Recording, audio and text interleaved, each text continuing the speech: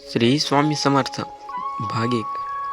अक्कलकोट नगरीत एका दिव्य पुरुषांचे आगमन झाले. लोकांना त्यांचे तेजस्वी व्यक्तिमत्वाने आकर्षित केले. भाग 2.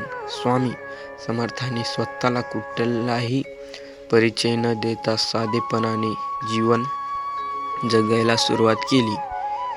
भाग 3. लोक त्यांच्या वागणुकीतून अलौकिक शक्ती ओळखू लागले. भाग 4. एका गरीब भक्ताच्या घरात जाऊन स्वामी त्याचे दुःख दूर केले. भाग 5. स्वामी समर्थांनी अन्नदानाचे महत्त्व सांगितले. भाग 6. एका अहंकारी व्यक्तीचा गर्व स्वामींनी मोडला. भाग 7. भक्तीशिवाय ज्ञान अपूर्ण आहे हे स्वामींनी उदाहरणातून सांगितले. भाग 8. एका आजारी भक्ताला स्वामींनी कृपादृष्टीने बरे केले. भाग 9. स्वामी म्हणाले, मी देह नाही, मी चैतन्य आहे. भाग 10. स्वामींच्या चरणी शरण गेलेल्या भक्ताला जीवनात समाधान मिळतो. भाग 11.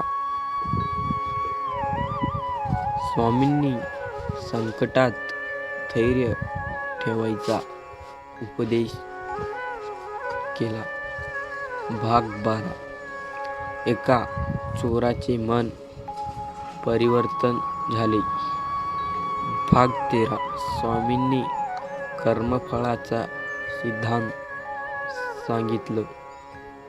भाग 14. भक्ताची परीक्षा घेऊन स्वामींनी त्याची श्रद्धा दृष्टी केली. भाग 15. स्वामी समर्थ म्हणाले, भिवू नकोस, मी तुझ्या पाठीशी आहे. भाग 16. एका भक्ताच्या स्वप्नात येऊन स्वामींनी मार्गदर्शन केले. भाग 17. स्वामींनी संयमाचे महत्त्व सांगितले. भाग 18. लोक दूरदूरून स्वामींच्या दर्शनासाठी येऊ लागले. भाग 19. स्वामींनी लोभ आणि मोह याचा त्याग करण्यास सांगितले. भाग 20. एका संकटग्रस्त कुटुंबाला स्वामींनी आधार दिला. भाग 21.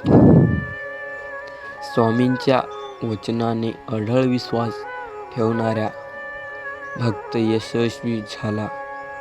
भाग 22. स्वामी समर्थाचा महिमा सर्वत्र पसरला. भाग 23.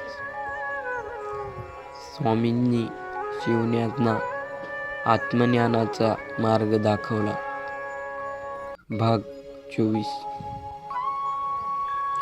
स्वामी कृपा केल्याशिवाय काहीच होत नाही हे लोकांनी